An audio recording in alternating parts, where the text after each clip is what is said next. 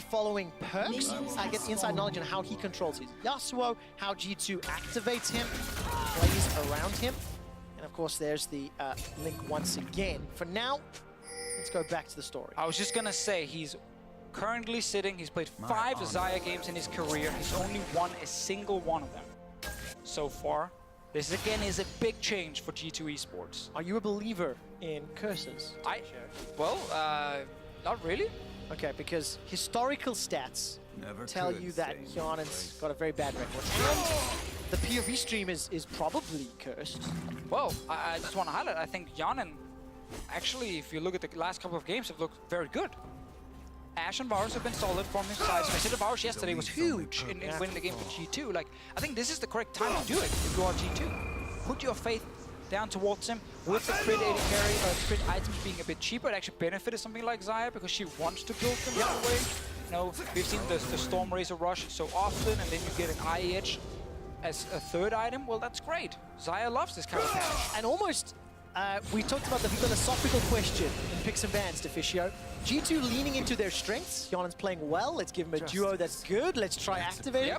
Misfits trying to fix their weaknesses by maybe swapping out Mickey for Jesus. Let's see which strategy is victorious. Maxlor gives a little a drive-by and a wave to Perkz. I think it's important to highlight with the change that it wasn't because Mickey was underperforming or had a bad split. He's actually been looking very good in a lot of the games for Misfits. It was simply because they've lost so many games towards the second half, and something had to change on their side. And they have 2 weeks before playoffs. They're already in the top 6, and the question is again, are you fighting for first place, or are you just fighting, you know, to get a somewhat decent seed? And I think Misfits said, we want to try and fix our problems for playoffs and not try and rush towards a first place where we might not actually learn anything. So I think that's why, again, the change happened. And Jess, he's a veteran. He's been to Worlds twice. Obviously, he was on Fnatic last year when they made it to Worlds. And he's a shot caller, so that's what they want to bring. Well, shot calling is going to need to be impeccable as Jankos is making the first move. First gank for Jankos often tells a lot about his performance in the game. When it backfires, he falls really far behind. When it works, he can suddenly start snowballing out of control. All right, that's a flash already into the belly. Body perfect. First blood, flawless. That was beautiful. And the reason I highlight that, it sounds obvious if you fail the first gank, you fall behind, but with Jankos, it's more than we normally see from Jankos, because he's really been shut down in some games when the first move backfired. And then we've seen some Taliyah games where he just wins the whole early game for his team. This on Gragas, good first gank from him, very important for his confidence in the game, and almost too easy. Alfari just pushing up, Jankos walks in behind, and yeah, you might flash, but Jankos can just body slam. And not only did they get the kill, the flash, they also got the teleport out of Perkz. Not a huge deal right now, but advantage G2. And at nearly 5 minutes in game, I want to take a look at the early game stats over the last 4 games.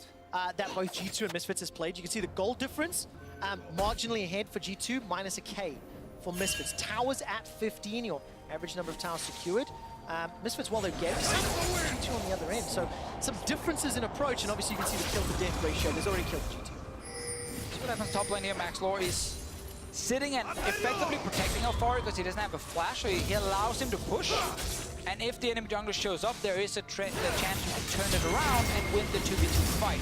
Sadly for Maxlor, nothing is actually happening.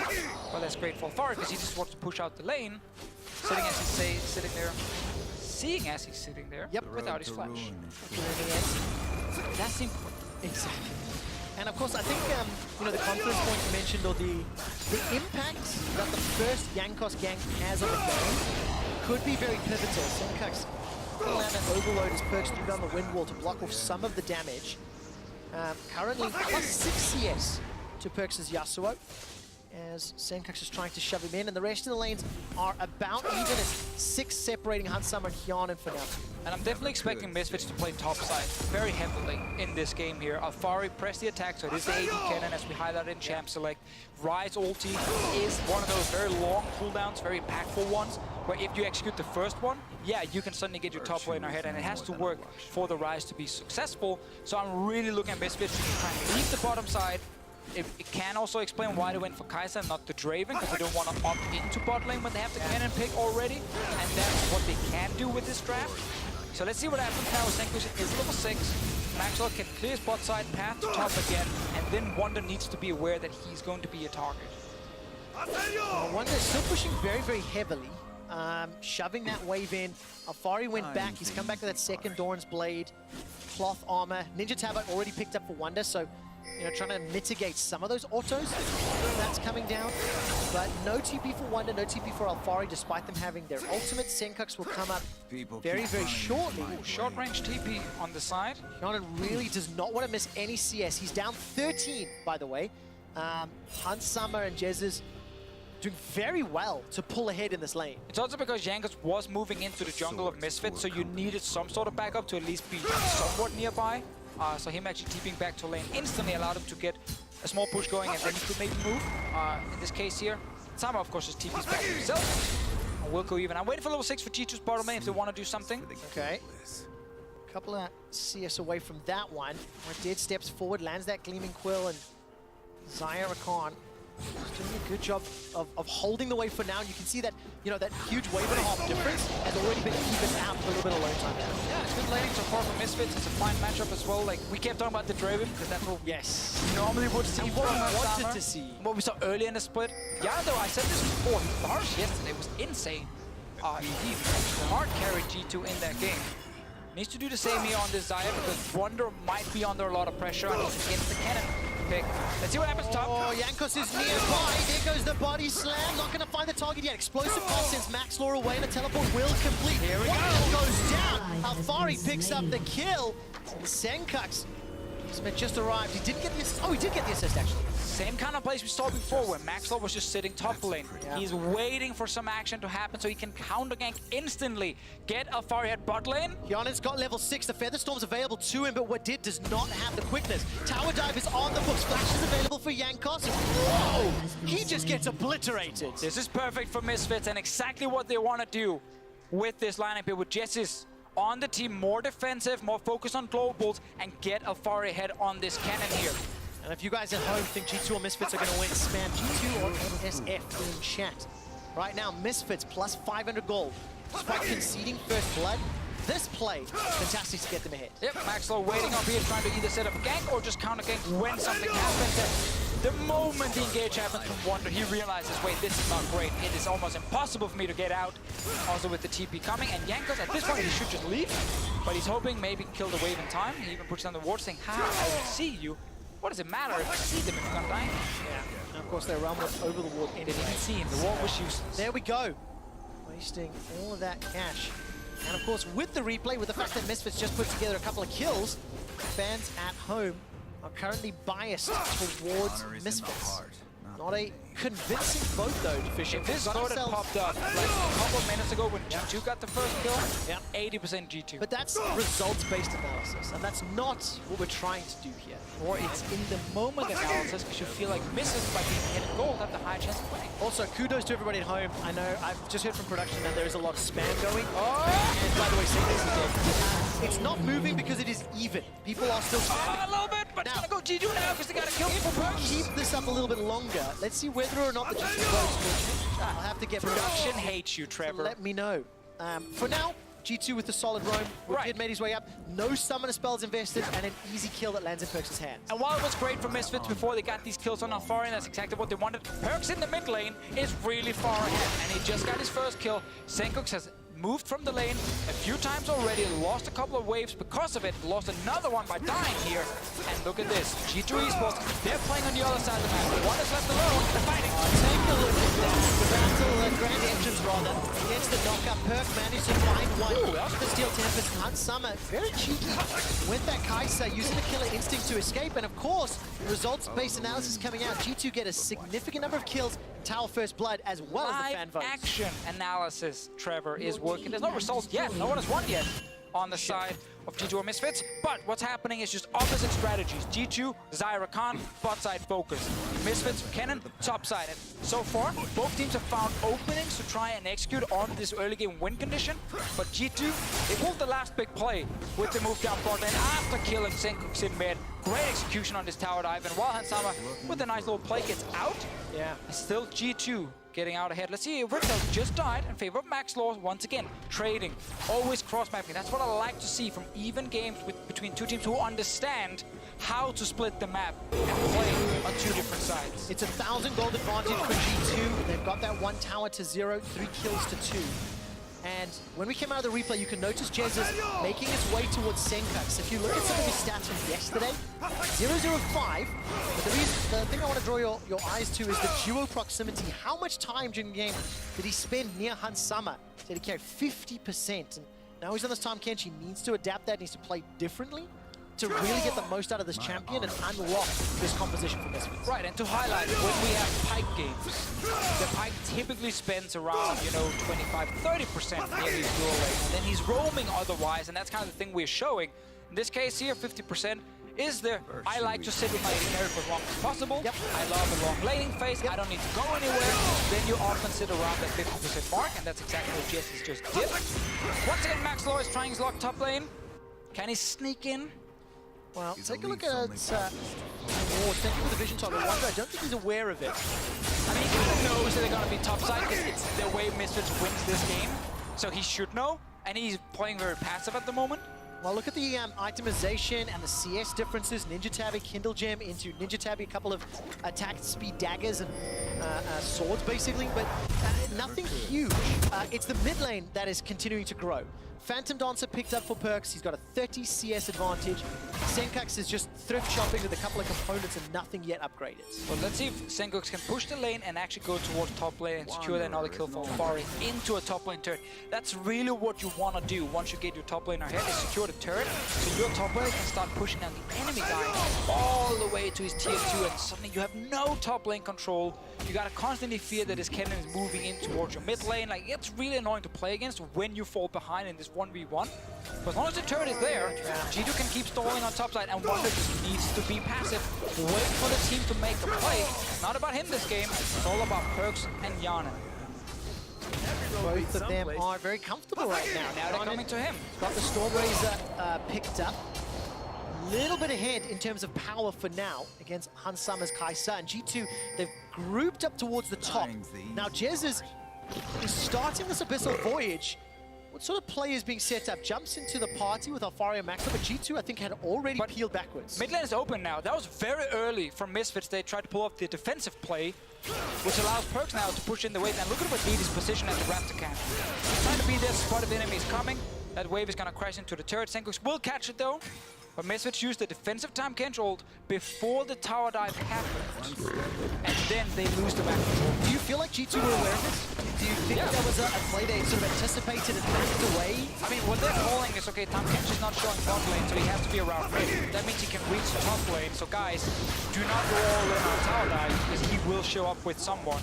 And that's why they don't do it. They just push in the wave, and then they go mid instead. So that's constantly just communication and knowing the position of the semi-global, which the Tam Kench ulti is. Now we need to see whether or not Jez's and Misfits can find some calls to counteract G2 reading them, right? If Jez's is coming in for some of the shot calling, some of the leadership, some of the macro knowledge that maybe he has accrued and has in his back pocket. Not his brain, not his back. Got to outshine G2. Got to outshine Perkz and crew. That first plane, G2, they're going to maintain this 1,500 gold lead as we get close to 15 minutes. The engage is on the same cast. That's a great devour, blocking so much of the damage, but the windfall is keeping the Overlord from doing anything else. Hansama needs to step forward, trying to get some Caspian range, and the Realm Warp is already disengaged. The tower has fallen in the mid lane, so G2 with the advantage, but nobody dies. And because Misfits only have the top lane they can actually try and play around, they're currently losing bot and mid lane, so it's G2 pushing in, it's G2 going for the aggressive play. Good defensive move, still cost Misfits 2 flashes on their carries, and exhaust used by Jesse and the mid lane turret died. Alfaria had to TP in to try and join, which means the Riptide plays might not even get the top lane turret. I think if you are Alfaria, I understand the call.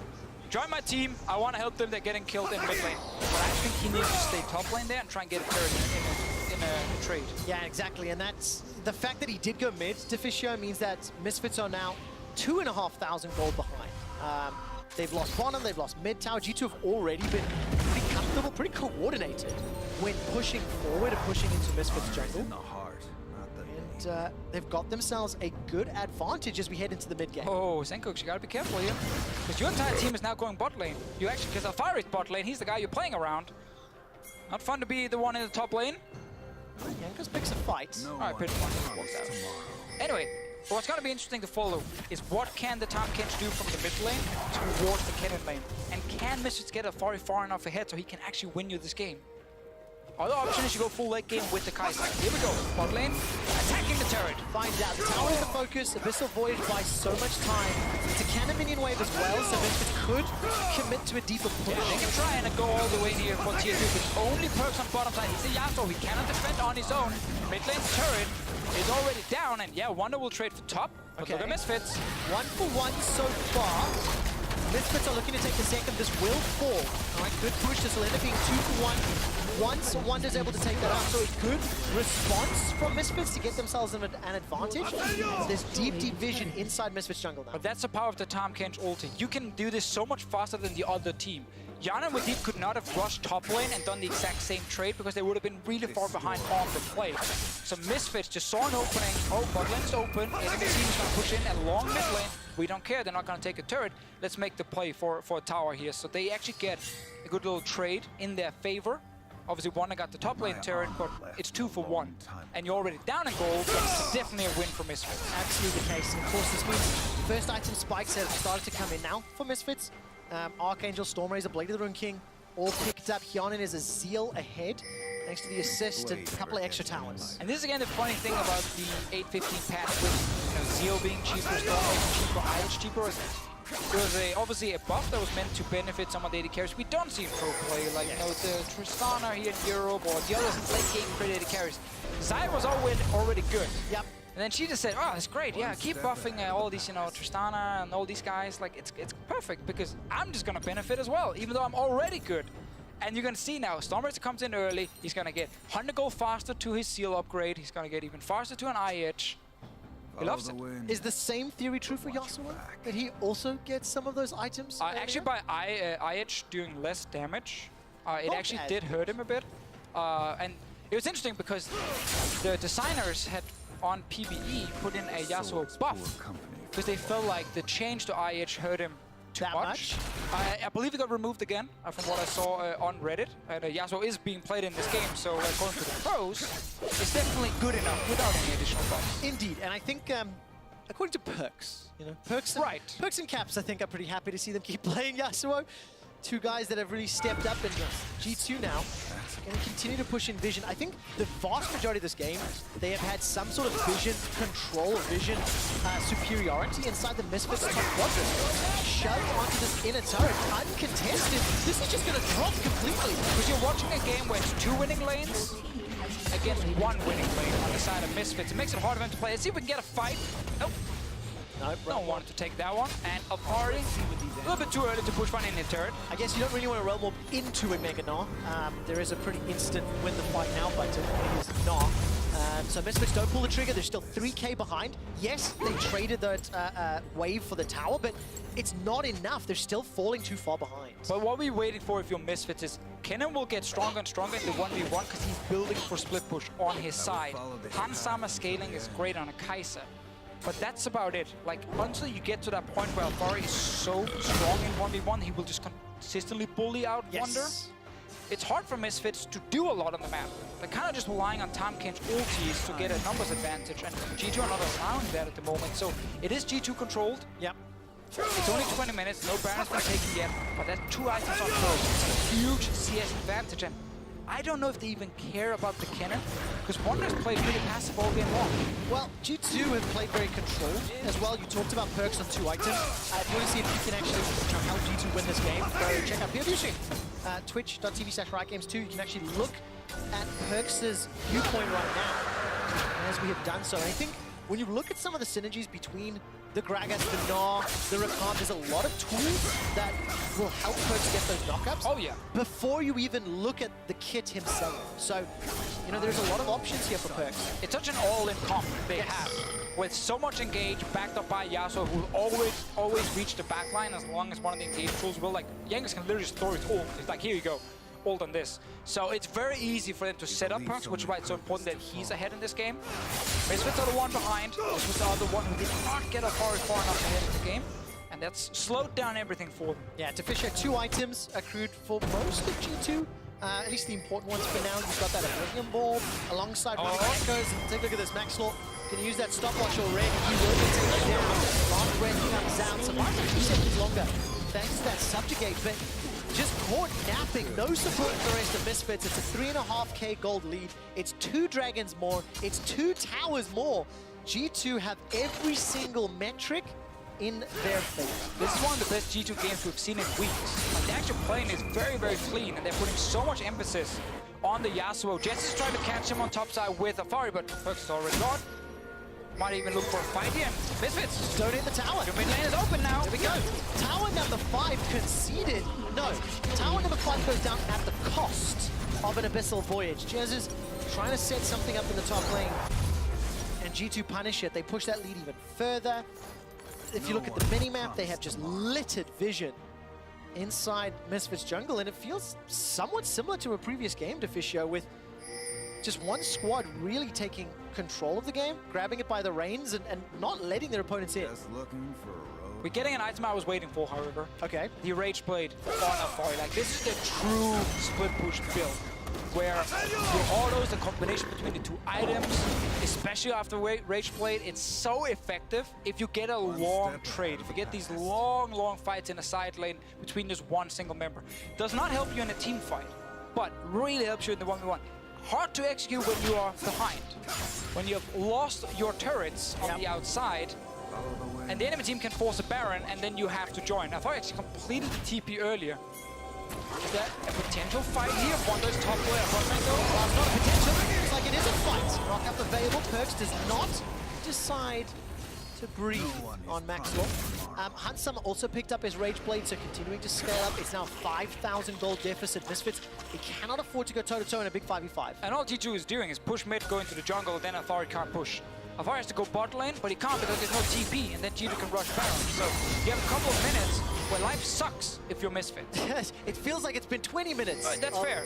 That is fair. It's been 20 minutes so far. Like, you can't actually use your comp at the moment. Afari is not, and Sam is not strong enough to fight. Yeah. And Afari doesn't have a TP to split push. So you're just waiting for G2 to do something. Oh, what did coming down with the quickness, chasing onto Hunt Summer. Not going to find the knockout yet. Maxwell will go down. Thanks to the Blade Caller, and G2. Again, they're just making this look easy. They're pushing Misfits. Misfits appear to be crumbling in every one of these engagements. He's making look very smooth in his game here, Misfits. And they can't do a whole lot against them right now. Baron not started, but did obviously use his ulti in the last fight, and same thing for Jankos, so not super easy to set up Perkz, but I think I could start the Baron. Like, worst case, Misfits walk in 4 members and you just kill them. Yeah, exactly. Perkz, very, very close to level 16. And they have that max ultimate, has it available for the fight. Jankos decides to peel away. Small problem, Jankos, not a lot of armor on his side, so he can't actually tank the Baron properly. Wants some damage on that Gragas. Looking for a team fight again. G2, 25 minutes. They're playing this one by the textbook, so to speak. Contacts up. What did? Battle dances over the wall. There's a root down on the bottom, and that's a kill for Misfits. That's onto Wonder. Meganar didn't come out, so the pause button has just been hit for G2's push. Yeah, we mentioned how they were missing some of the key ultis like Gragas. And of course the Rakan ulti here to actually fully engage the fight, and Wonder without the Meganar gets caught out. Quick kill for Misfits. Should just give them a bunch of wards and a little bit of time around the Baron itself. And then we go back to G2 controlling once Wonder is back alive. Something. Optimistic, but if that Q had found its targets. But like, once he completes the next item here, either it's BT or it's gonna be GA, like, suddenly you can't actually even burst him down. Nope. And that's always the problem with Yasuo in the late game, is typically the answer when he jumps in is trying to kill him as fast as possible. Is this gold lead too big to come back from on the Misfits side? I think it's going to require Hunt Summer to play an absolutely insane late game on Kai'Sa for Misfits to win this game. Got it. Well, if anybody was going to be able to do it, Hunt Summer's the man. And you know what? There is an X factor amongst many of the players. Yesterday, Misfits should have lost a game to H2K. They were behind, they were losing, they were being beaten, and Maxlaw found a clutch Baron steal. managed to find it. That was the play that brought Misfits back into it. That was what allowed them to pick up their 11th win. And Misfits, it's 5K now, 25 minutes. If they can keep holding on and get to the late game, then at least that sort of encourages or sets up the Senkak's Hunt Summer late game. It gives you a win condition you're currently missing, because Alfari split push and will be shot down by Baron start. And that's the problem for Misfits now. They are behind. Luckily they find a way after all of G2 recall when they lost Wonder, secure a turret. Jankos is going to find Senkooks. Or Senkooks is going to find Jankos. The Root Prison comes down. There's not a lot of MR. Abyssal Voyage plus Realm Warp is used and taken. Where's the killer instinct? There goes Hunt Summer. It's Senkooks that gets the kill. Misfits in the last few minutes. They're finding their feet and they're finding a way back into the game. Perkz does not find an ultimate, but look at the minimap. Wonder and Hyonin are barreling down mid. Yeah, G2 trying to force Misfits to decide between starting Baron or going back to defend the in-hip here. Hyonin is on the turret. Wonder's moving in.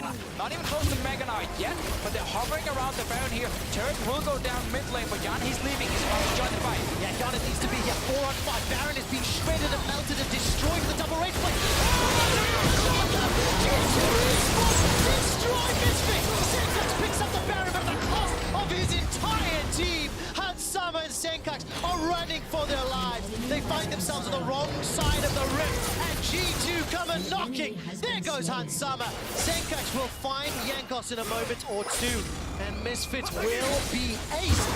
That knock-up combo with Perkz was fantastic. Misfits felt like they had a chance here. Maybe this is the big comeback play. They knew it was a gamble. They walk into the Baron pit against Rakan and the Yasuo engage, and suddenly you find yourself cornered and you can't get away. Let's see the whole setup again. It's a desperation play where if it works, you're right back in the game. If not, G2 Esports will do exactly this. They get the beautiful engage into a great ulti from Perkz, and then all the follow-up damage. Hyonin untouched completely on this Xayah here. Small note, Misfits got the Baron, so they got something out of it, and they did not lose the mid lane turret. But G2, they're really far ahead in gold. Oh, they really are. And of course, if G2 win this game, they'll go 11-5. They will tie Misfits in the standings. They will also tie the head-to-head. Last time these teams played, Misfits won that game. Deficio, if we look forward at G2's strength of schedule, they've got Misfits today. Next week, they play Giants and Vitality, and this is G2's road to battle for those top 2 seeds. Yeah, that Vitality game, if they win this one, is going to be the key one to try and get the second place. Look at the standings. We're going to have so many teams with 11 wins. Fnatic will play later against Splice, can obviously go to 12. We're going to hear this sentence a lot. It's the fight for first. I think that might need to be our hashtag for next weekend. I'll poll the team when we get off air. Fight for top 1. Fight for top 1. Thank you, Shops. We'll see who gets a G2 6K gold up. They are top 1 in this game for now. And Misfits tried the Baron play, will now find themselves in a situation again where they have to team fight, but they're so far behind and they can't do a whole lot. Oh, they're trying something. Oh, Abyssal Voyage into Realm. Fired! Oh, that did not work the way Misfits had intended it. Here comes Wonder, but he's got no Narbar to play with. And unfortunately for all of us, Perkz was pushing another lane. Was not able to jump in. It's 30 minutes on the clock. Misfits last gambit and failed. And Alfari throws down the slicing maelstrom. He needs auto attacks, he needs time, and he's not getting any of it. Yeah, I mean, Misfits had to try something. Sadly, it was against the one champion that can use an ulti and then you can't kill her. The Xayah. So suddenly it's Hyonin setting up the perfect engage for his team against the Rise ulti. Misfits might be trying again, but Perkz BT this time. I'm looking for the knockups, I'm looking for the ultimate combinations. Everything's there except for the bot lane for G2. Inhibitor number 1 falls, inhibitor number 2 falls, and G2 are on the cusp of knocking out Misfits. And you can see Alfari has changed his path now. He's built, he's saying, you know what, it's not about split push anymore. I need to actually be able to do something in a team fight. So he's having to build tankiness. Is it too late? Is it too I mean, yes, because you pick the cannon, you win the top lane, you invested Rise, ultis, and all of Maxwell's time to try and get Wonder down and get an early turret. That didn't happen, other than 1 kill onto the Char. And while that happened, you lost your bot turret, your mid lane fell really far behind. Listen, I'm an optimist, okay? To me, the glass is always half full, as you know. But also be an idiot, I don't know. And the Ninja Tabite, as well as Randy, is so good into an all-physical comp. Yeah, tank cannon, let's go. It's extra valuable. Perkz in the mid lane is the target, but G2 are fully aware. Another 3-man knock. Misfits are routed and wrecked. The Devour over the wall with the flash means Alfari stays alive for a few seconds longer. Not before Yarden and Yankos get themselves too. Perkz is looking for another follow-up onto Hunt Summer, but he's got no ultimate to play with. 2 more Misfits are down. Super minions are pouring into the base. And by the way, Perkz was not with the team. Was absolutely caught out. Now G2 are on for the final siege, the final push. Can Misfits stop them? G2, they're on the Nexus turret, getting some hits down as the super minions are pouring it. Just one for now.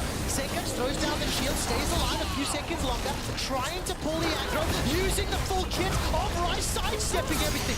Perkz stays alive long enough, flashes over the wall, turns his attention to Wonder, but Nexus turrets are dead and done. Now Hunt Summer trying to get the damage out. Roundwolf will buy some time, forces G2 to back away. The Nexus is the focus, it is being hammered away by Giannis, and G2 take down Misfit.